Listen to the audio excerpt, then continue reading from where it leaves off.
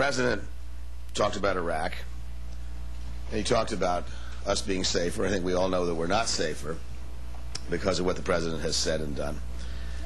And I think we all know that one of the reasons we're in Iraq is because the Democrats wouldn't stand up for what they believed was right, and they did what they thought was popular. For Democrats here in New Hampshire, they're going to take a second look at Wesley Clark. Wesley Clark has had New Hampshire to himself for about 2 weeks while everyone else was in Iowa.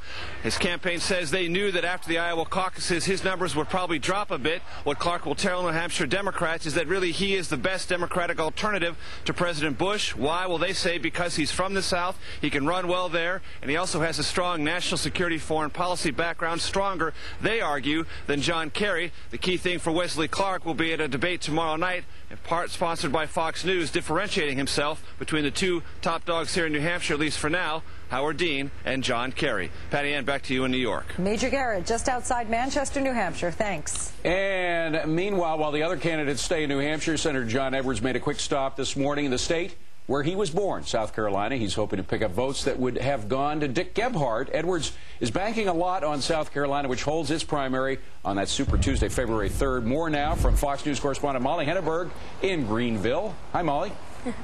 Hi, David. John Edwards was only here for a couple of hours. He's probably already back in New Hampshire now.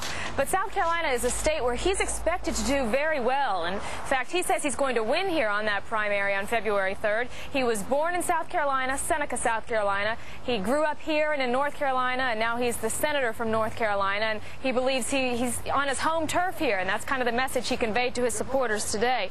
He spoke at a sandwich shop in Greenville, South Carolina, greeted by